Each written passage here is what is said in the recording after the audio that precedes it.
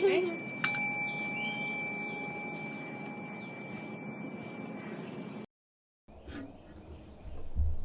Good morning.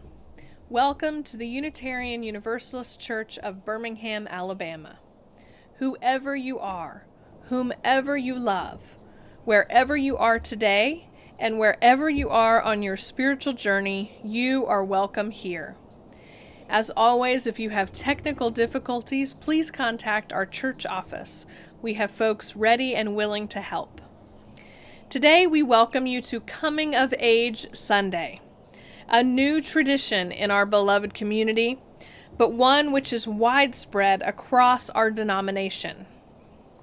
The Coming of Age program facilitates exploration by high schoolers to articulate what they believe at this point in their lives. At the culmination of this program, which is today, they will share their Credo statements. A Credo is a statement of beliefs or aims which guide someone's actions. In our church, every Credo is unique to the individual. Each of our youth is unique and valued for what they bring into our church community. I invite you to celebrate their courageous acts this morning as they share their credos with you. To all who are here this morning, welcome home. If you'd like to participate or comment on our service, especially during the Circle of Lights, please use the chat feature in YouTube. We invite you along the way to comment on your participation. You can tell us when you're lighting your chalice, when you are singing along, and share your joys and concerns when the time comes. We also invite you to send virtual hugs and waves to one another using parentheses around someone's name. After church today, we invite you into our Zoom room for coffee hour, small groups, and meetings. And we especially invite you to do this today to celebrate our youth and their coming of age service. We also have a class by Samantha Laylack on the 5 wishes following the service. On Tuesday at noon, join us for our book discussion on the Indigenous Peoples' History of the United States, this year's UUA Common Read. There are no prerequisites required. You are welcome to just join us and participate. If you would like a physical copy of the book, please contact the church office. On Friday, we invite you to our second virtual trivia night at 7 p.m. The suggested donation is $10, and you can register now by going to bit.ly/UUCB virtual trivia. We hope to see you for this fun night of gathering together and enjoying some trivia. Please continue to watch your email for opportunities as they arise to connect with our community during this physical hiatus. And if you are not on our list, please contact the church office. The prelude prepares us for worship.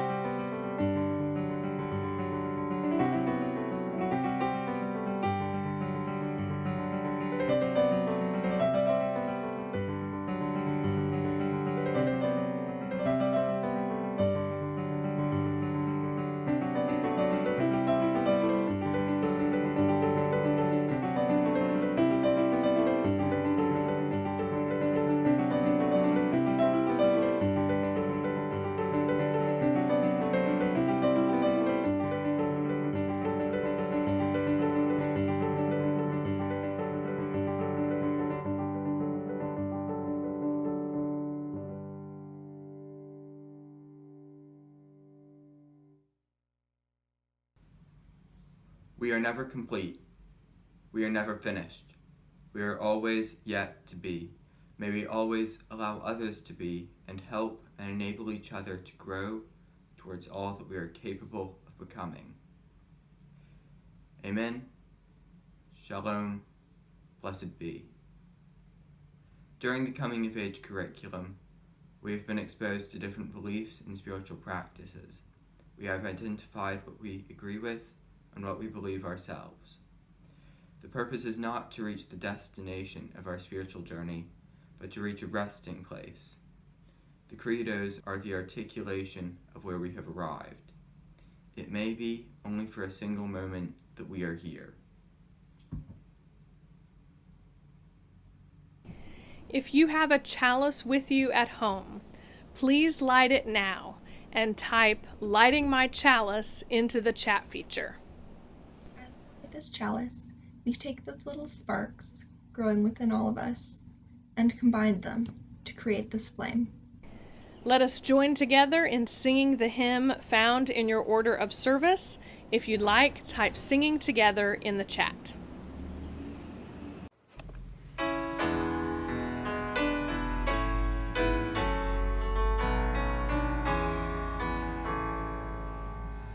Come sing a song with me. Come sing a song with me. Come sing a song with me, that I might know your name.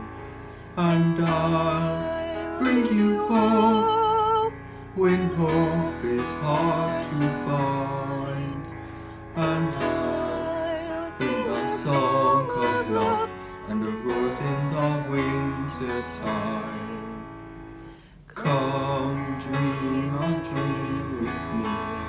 Come dream a dream with me. Come dream a dream with me, that I might know your mind. And I'll bring you hope when hope is hard to find. And I'll sing a song of love and a rose in the winter time. Come walk in rain with me. Come walk in rain with me. Come walk in rain with me, that I might know your mind.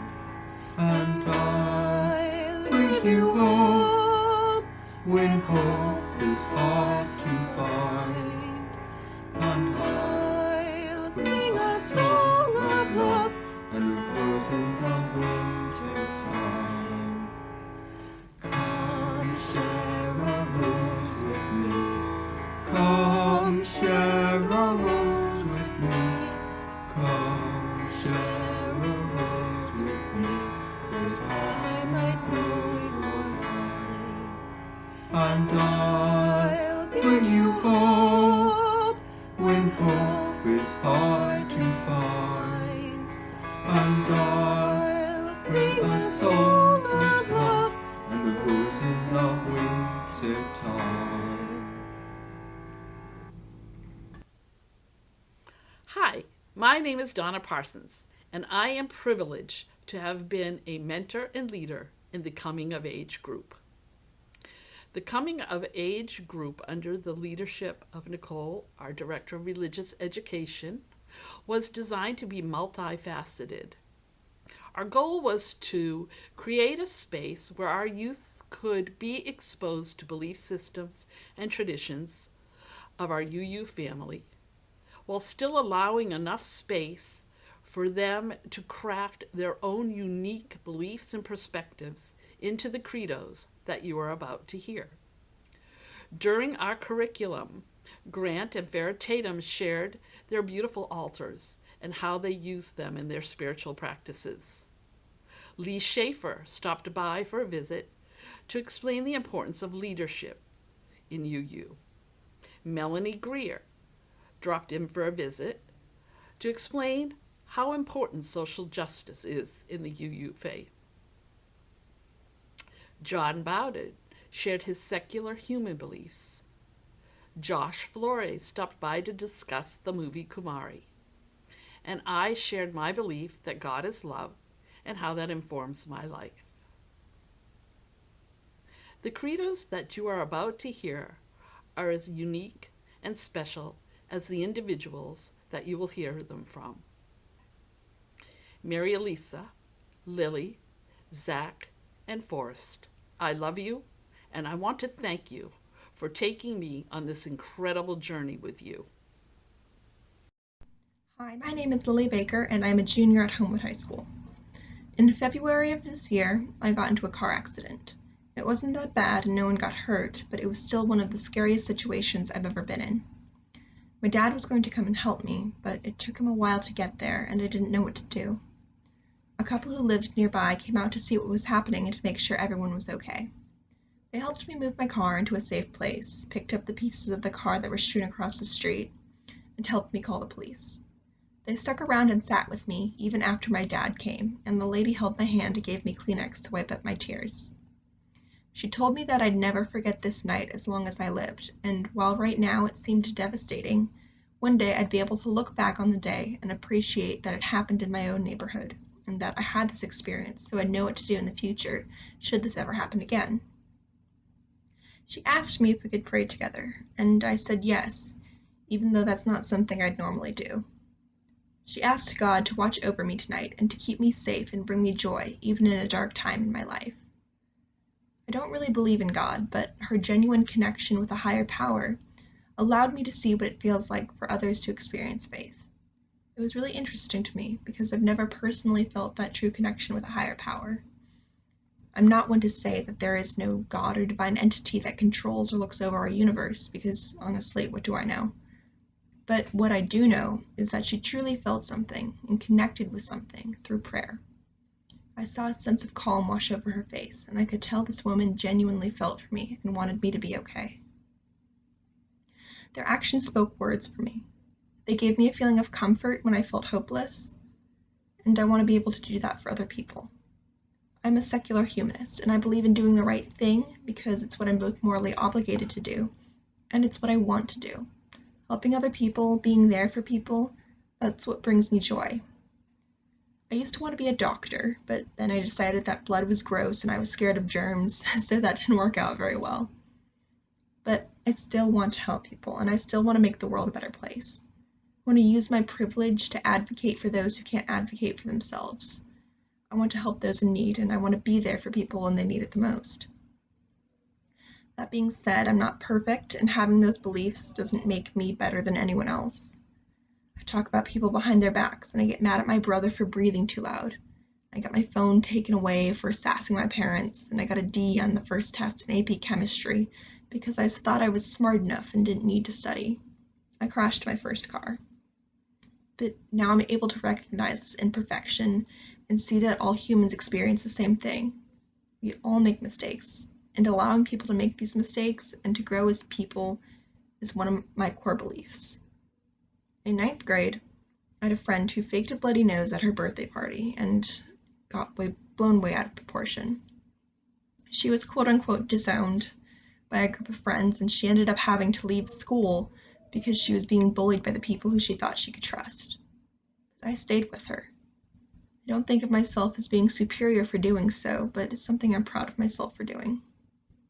I took this coming-of-age class before, and looking back at my previous credo, I saw that being there for people and letting people make mistakes and grow from them was the primary topic of the paper. I feel like this really shows that this is truly one of my core values that has proven the test of time. I've moved states, changed friends, and changed schools, yet this value has remained constant throughout it all. I would like to first thank my parents, who without their support and unconditional love, I would not be the person I am today. I would also like to thank Donna, Nicole, Bryant, and John for mentoring me throughout this entire process and being a part of this wonderful RE program. Thank you, Reverend Julie, for making this possible. And finally, a huge thank you to Zach, Forrest, and Mary Elisa for being wonderful friends throughout this spiritual endeavor. Good morning. Our church is supported by those who call our church home and by those who support the efforts of our church to change our world for the better. We share our cash plate every Sunday with organizations whose work reflects UU values to care for marginalized persons, advocate for real and systemic change, defend our environment, and promote justice and equity for all. This month's Share the Plate recipient is the Poor People Campaign. The Poor People Campaign is a national movement against the policies and practices of our nation that oppress marginalized peoples.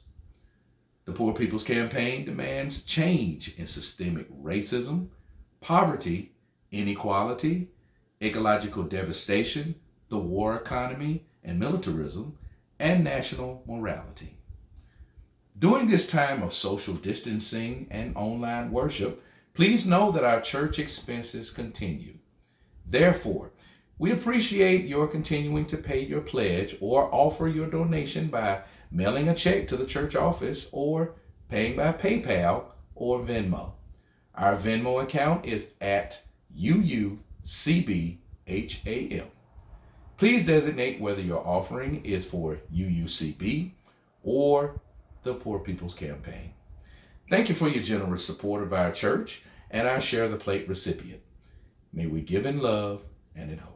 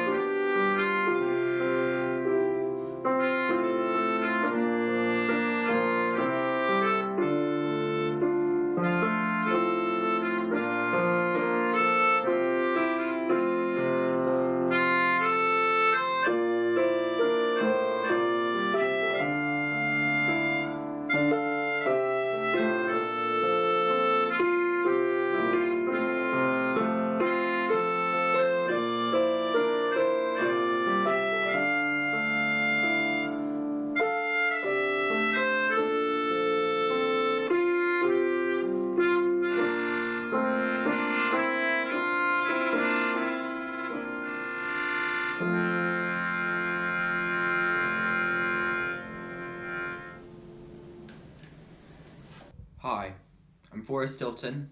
I've been going to this church my whole life, but it's been for the past 3 years that I've actually wanted to go. I'm a sophomore at Hoover High School, one of Mr. Hamley's students.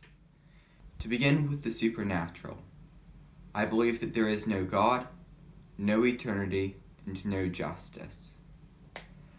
Well, way back, when atheism was really popular on YouTube, I was really into it, even to the point of being evangelical. It was like having a Richard Dawkins phase without ever reading him.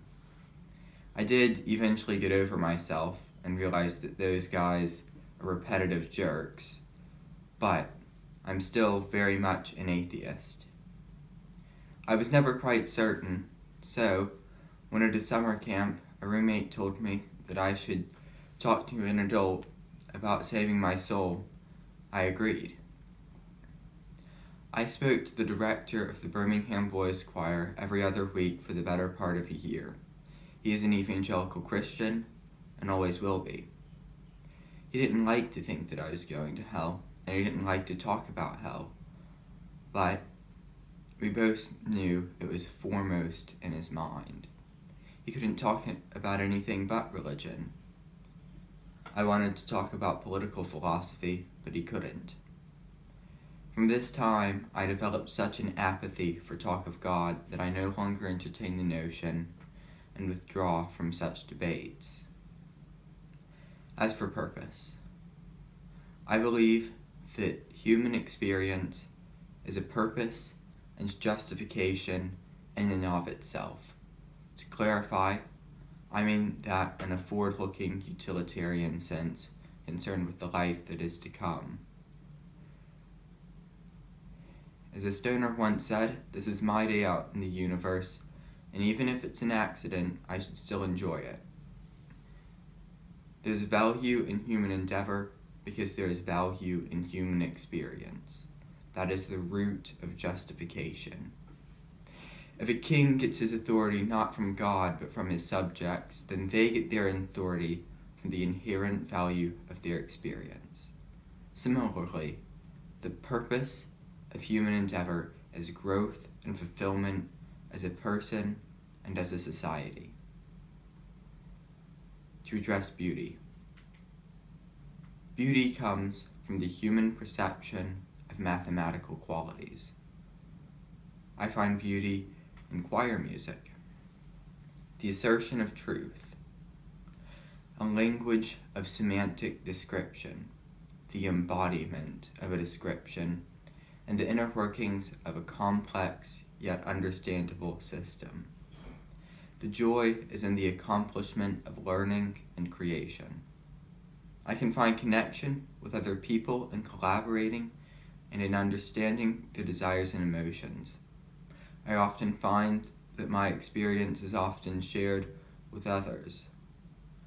I also find my connection to the natural world for its underlying principles of movement and growth. I appreciate the emergent properties of natural and human activities.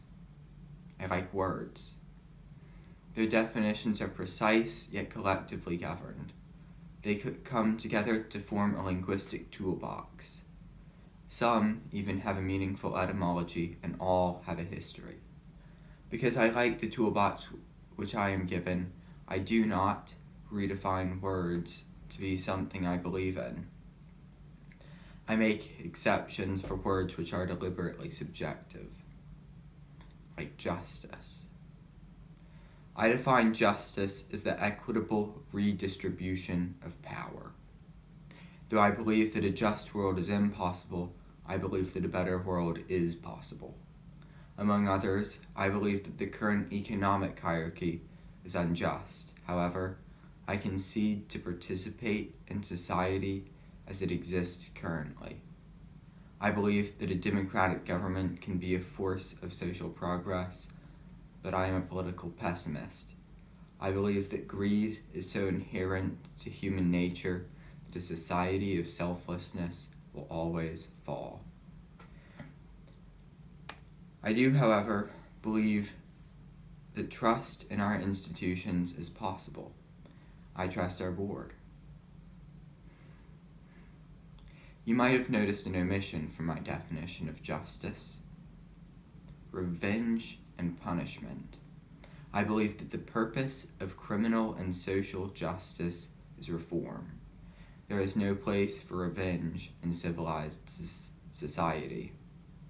It is not the universe or God that remembers sin, but it is people. To forgive is in the forgiver, and it is for the forgiver. As for duty, I have herein assigned purpose for myself and the powers which affect me. But I cannot assign duty to every person. I lack the authority. What I have said is for me. Take it and consider it for what it is. I would like to thank, in chronological order, for their part in my spiritual journey, my parents, Mr. Berg, Zachary, Mr. Haynes, my my grandmother Evelyn, Raven, and Mr. Hamley. For their help writing the Credo, I would like to thank my father, John Bodden, Reverend Julie, and the whole youth group, including all of the guest speakers. Thank you. Using the chat feature in YouTube, by speaking it aloud, or by hearing it on your heart, please share with us what is on your heart and mind today.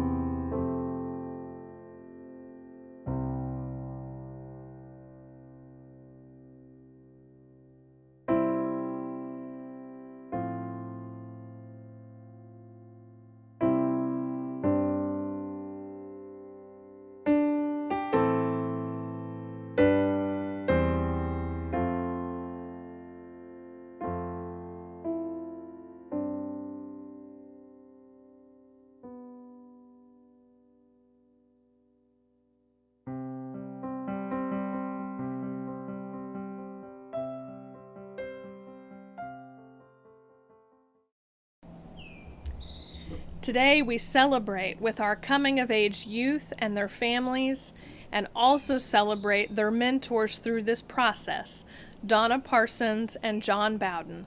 Thank you for your important work with these youth. We light a final candle for all of your joys and sorrows among us today. May we keep one another in our hearts and minds in the spirit of community and love. Please take a moment to hear a spoken meditation followed by a moment of silence. Today's spoken meditation is a blessing for coming-of-age youth, written by Charles Stephen Jr. I wish for you a troubled heart at times, as woes of world and friend come close beside and keep you sleepless. I wish for you the thrill of knowing who you are, where you stand, and why, especially why. Not prosperity, but dreams I wish for you. Not riches, but a sense of your own worth I wish for you. Not even long life, however proud we'd be to have it so, but life that is crammed with living, hour by hour. And love I wish for you. May you give it frequently. I wish for you solitude in the midst of company, and a mind full of company within your quiet times. Full todays I wish for you, and full tomorrows.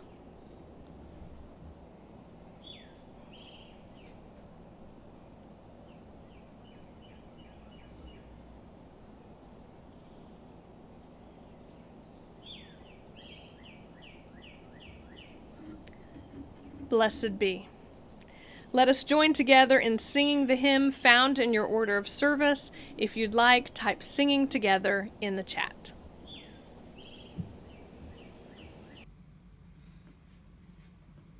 My life flows on in endless song above earth's light.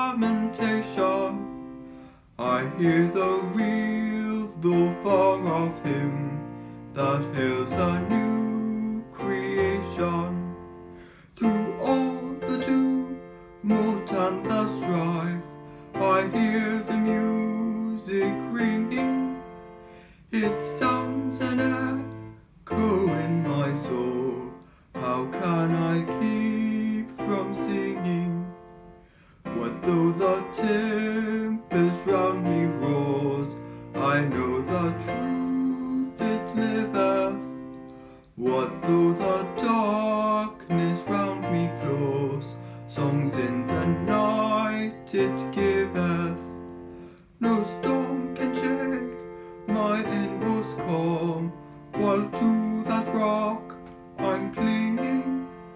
Since love prevails in heaven and earth, how can I keep from singing? When tyrants tremble as they hear the bells of freedom ringing, when drones rejoice both far and near, how can I keep from singing? To prison cell and dungeon vile, our thoughts to them are winging. When friends by shame are undefiled, how can I keep from singing?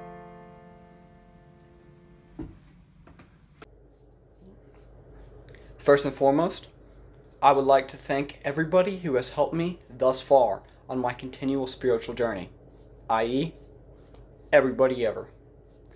I believe that it's important to learn from everybody, and that every person has something to offer and something to teach.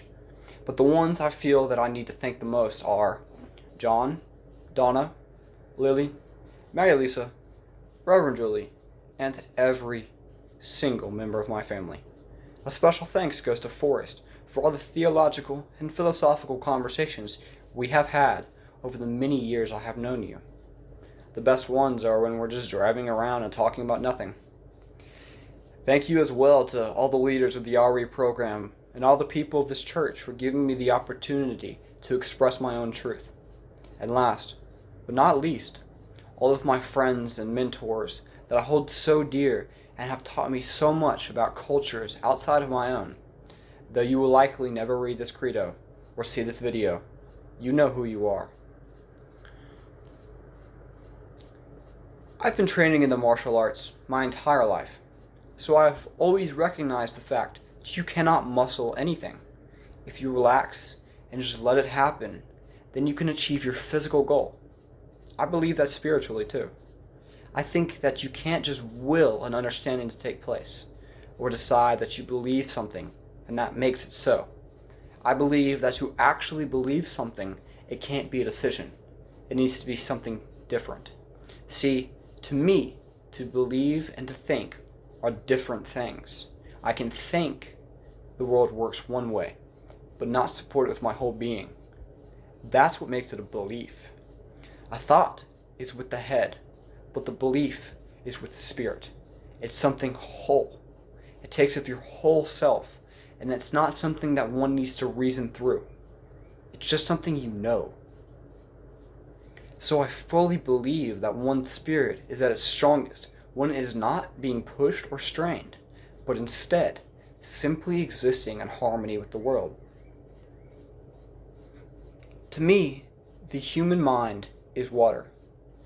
When water is relaxed and natural, like at room temperature, it can fill any container and adapt to any surrounding without fail. Similarly, humankind throughout history has been able to survive seemingly insurmountable challenges and obstacles by physical adaptation and spiritual evolution. But when water becomes too hot, it becomes a gas, pressurized, and when placed in a small container, it itches to explode, much like extreme emotions. But there's another side of the spectrum too. When water becomes too still, too calm, it ceases to move and does not change unless it is broken and forced to. And that state is one of ice, freezing cold.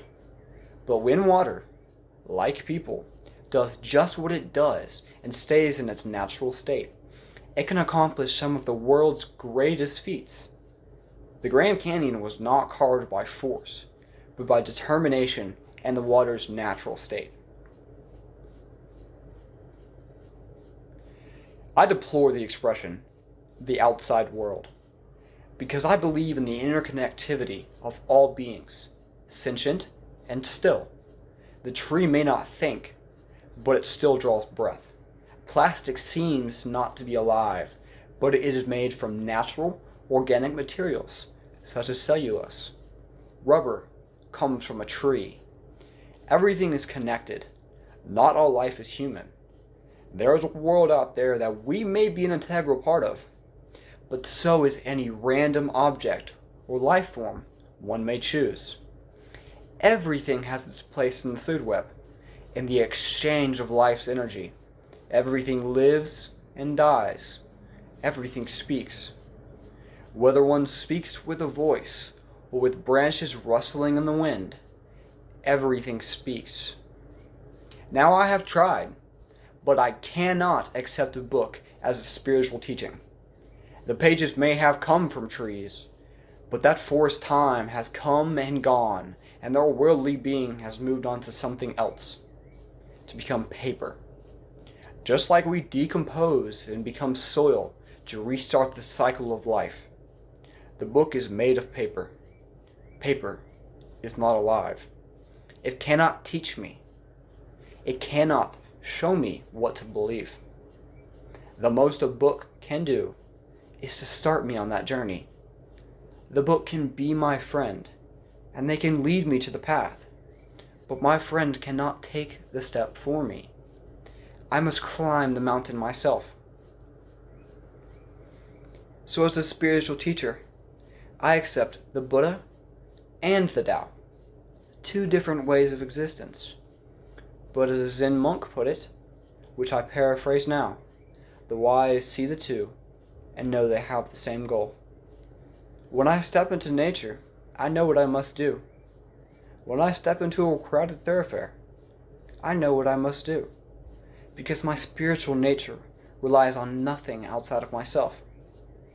Quite a few Zen masters own scripture only as a technicality, or even as firewood, as spoken by Timothy Freak. While words cannot contain the truth, they may help burn up the illusions that obscure us from our own natural state of enlightenment, and in doing so, become a redundant pile of ashes themselves. Ourselves are up to us to locate, but I guarantee you that the longer you look for it, the further away from it you get. One must relax into themselves and know who they are. Believe it, don't think it. See the truth as clearly as looking into a still pond, because what I see when I look into calm water is my reflection. Will the children please come forward?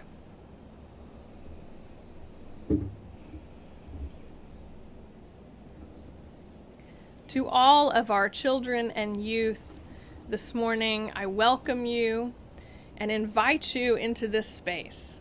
And I hope that you will look forward to the day that you can write your credo and share it with our congregation. We can't wait to watch you grow and evolve on your spiritual journey. Today's story for all ages is called Neither by Arlie Anderson.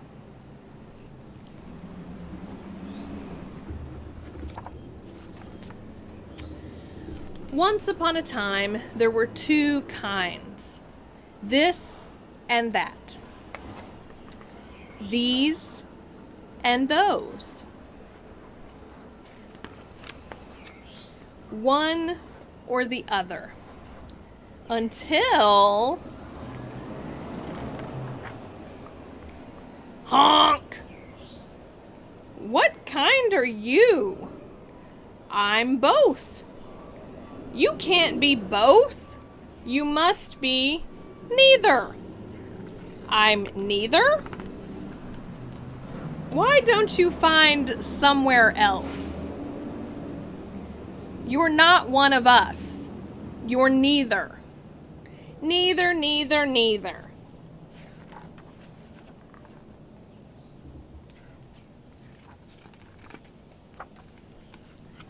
Where did you come from? Honk! I'm from the land of this and that, but I'm neither. So I'm looking for someone else to fit in. This isn't somewhere else, but you will fit in here. Where is here? So many different kinds. The land of all.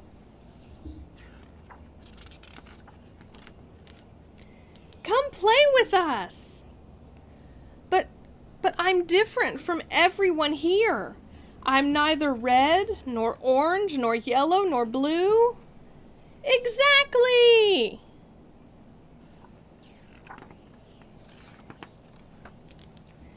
Excuse us, we're from the land of this and that, but we don't fit in at home. We are looking for somewhere else. But you said I was neither. You said I should go somewhere else. Well, this isn't somewhere else. This is the land of all, and everyone fits in here. Once upon a time, there were many kinds. This and that, somewhat and whatnot, either and very, sort of, just, rather, a little, neither, and both. And all were welcome. The end. I invite you, as you hear this story this morning, to consider the many ways that this translates into our Unitarian Universalist identity. This book and this story provide an avenue for all kinds of different thought and expression, whether it is gender expression, theological expression, political expression, or all of the many ways that we are a diverse people. The wonderful thing about our congregation is that we have all kinds of people here who believe many different things, and our diversity is beautiful, and you are a part of that. And I can't wait to continue our journey together to see how you will identify yourself in the future. Let us sing our song together. One, each person is worthwhile, to be kind in all you do. 3, we help each other learn. 4, and search for what is true. 5, all people get a vote. 6, build a just and peaceful world. 7, we take care of the earth. That will bring us back to me and you too. The Grapes of Wrath by John Steinbeck is an extremely important book. The topic is incredibly relevant to this time period as well. A government that is run by the corporations and banks with their endless hunger for a profit margin, even at the expense of people. A government making a conscious decision not to help people during a global time of crisis. In this case, the Great Depression. Now, the Depression was felt all over the world, much like this virus. People lost work and sources of food. People were not allowed around others. Not because they were literally contagious, but because people thought their filth was. These sufferers lived in Hoovervilles by rivers and were discriminated against by owners of land and the police force. But throughout it all, there was hope. Now, a very important character in this book embodies our values as Unitarian Universalists. These values, the inherent worth and dignity of all people, and caring for the earth, among quite a few others. This man was a former evangelical minister who sinned and believed he no longer deserved to represent the face of God. A lot of us have come from different church backgrounds as well, much like him. But since he had sinned and he went off, he despairs and goes off on his own, like Christ does in Matthew. When he returns, he is a new man, like Thoreau home from Walden Pond. He believes in the power of humanity and the holiness of people, much like us. His name is Jim Casey. This self-excommunicated reverend, with no formal education, is wise beyond his years. He says here in what my family likes to call Casey's wilderness prayer, I got thinking. Only it wasn't thinking. It was deeper down than thinking. I got thinking how we was holy when we was one thing, and mankind was holy when it was one thing. And it only got unholy when one miserable little fella got the bit in his teeth and run off his own way, kicking and dragging and fighting. A fella like that bust the holiness. But when they're all working together, not one fella for another fella, but one fella kind of harnessed the whole shebang. That's right. That's holy. Hi, my name is Mary Lisa Wagner, and I'm a senior at the Altamont School. I was raised in this church, and I am very thankful for that. Dale McGowan, the author of Parenting Beyond Belief, who spoke at UUCB last year, held a workshop in which my parents attended when I was little. At the workshop, my parents were introduced to a phrase that has been a major part of my spiritual enlightenment. Dale McGowan said, "You can change your mind 1,000 times."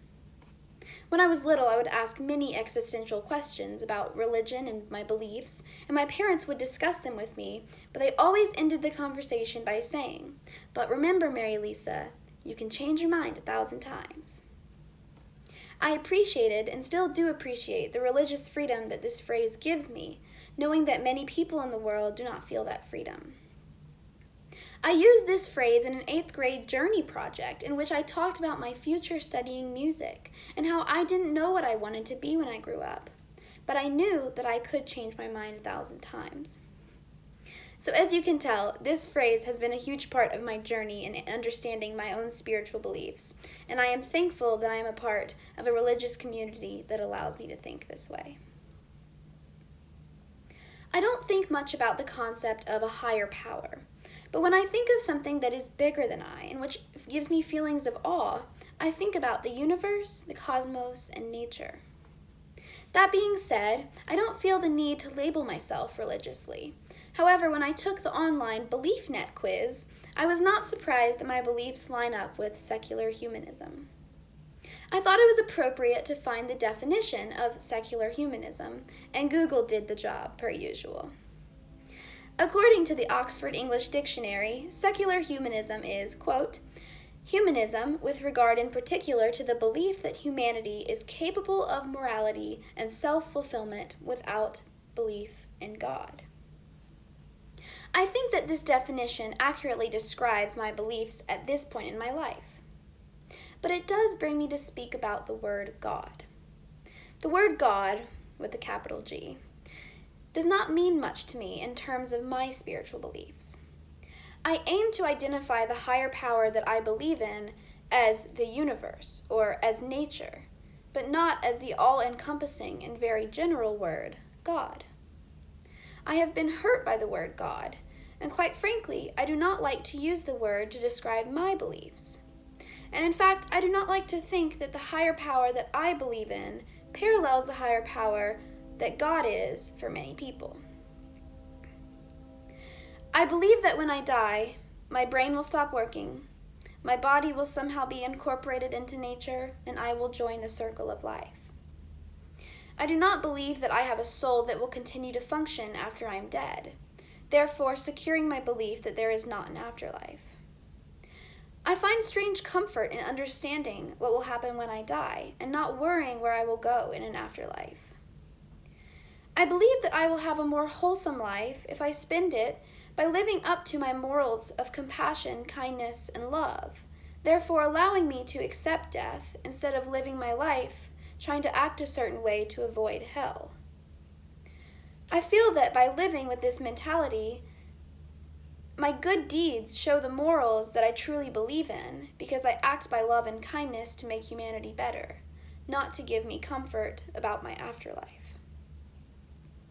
I believe that my obligation to the planet and to humankind is for me to act with selflessness, to treat everyone with respect and forgiveness, no matter what they believe in or what they have done, and spread open-mindedness, which is what I believe is one of the most important characteristics that people can have.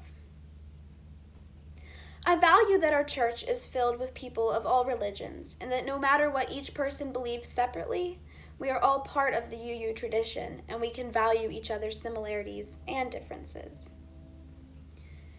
Despite everything that happened as a result of COVID-19, this year at UUCB was what I think was the best year that I can remember at this church. This year, I have participated in a great RE curriculum. I have met new friends who I will miss seeing every week. I've seen how much our choir has grown, and I have thoroughly enjoyed every message that Reverend Julie has provided for us. As a high school senior, it was a very valuable parting experience to make a credo and break down the thoughts and beliefs that I have as a 17-year-old, knowing that they may change as I get older. I would like to thank Reverend Julie, Nicole, Donna, John, and Bryant for helping in the coming of age curriculum and for supporting me. I would like to thank Forrest, Zach, Jolie, Stella, and Lily for being great friends and fellow band members. And I would like to thank my parents and my family for providing me with unconditional love and teaching me that it's cool to be a Unitarian Universalist and that I can change my mind 1,000 times. Thank you.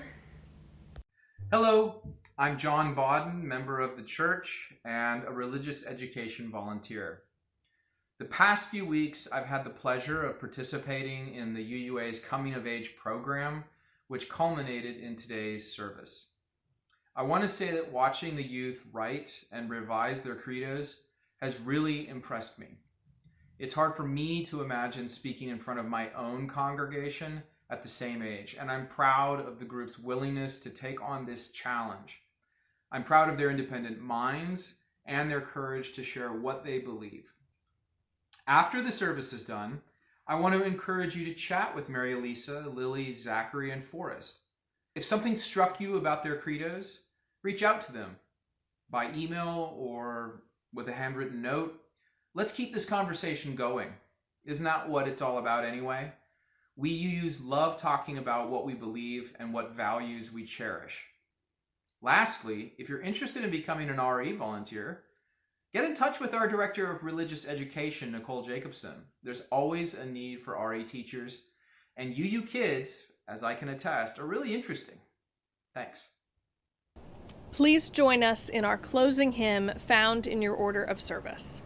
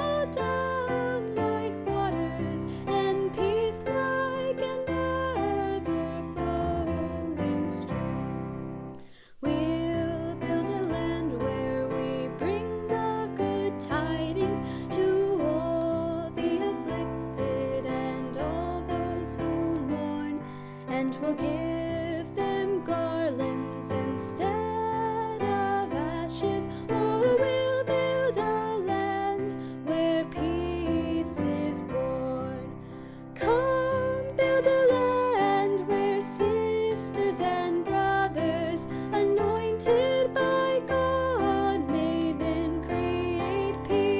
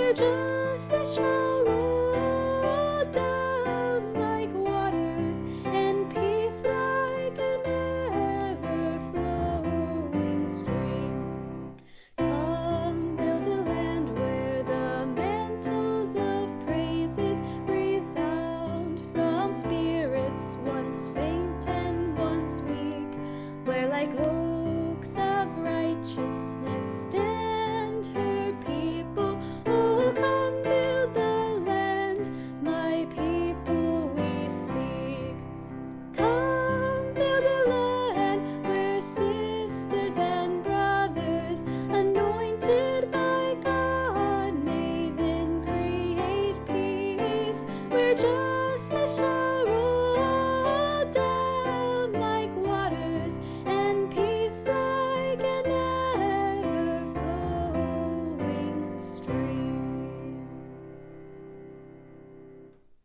The extinguishing words that I will be saying today were the words that we used to use in RE when I was little. For some reason, and at some point, we stopped saying them, but this year I brought them back to our coming of age class, and now every time we meet, we speak them together.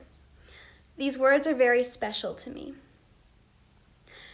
We extinguish this flame, but not the light of truth, the warmth of community and the fire of commitment. These we carry in our hearts until we meet again. Forrest, Lily, Mary Elisa, and Zach. We are here today to recognize the completion of your program of study for this coming of age ceremony and to celebrate with you the faith you have come to accept through this year of questioning and investigating. Some of you were brought to a Unitarian Universalist church to be dedicated and named. At that ceremony, we gave thanks for the miracle of your new life. Your parents affirmed their sacred responsibility to you. We rejoiced in the promise and hope of every child, and the congregation pledged to promote your welfare and the welfare of all our children to the end that they might grow in beauty, truth, and love. To that ceremony this morning, we add this rite of passage. We set apart these moments to recognize the important changes in you and to celebrate a new stage in your life, one with diverse meanings. May you go forth from this day, knowing your church loves and cares for you as you continue to explore your spiritual path. I am so proud of each of you.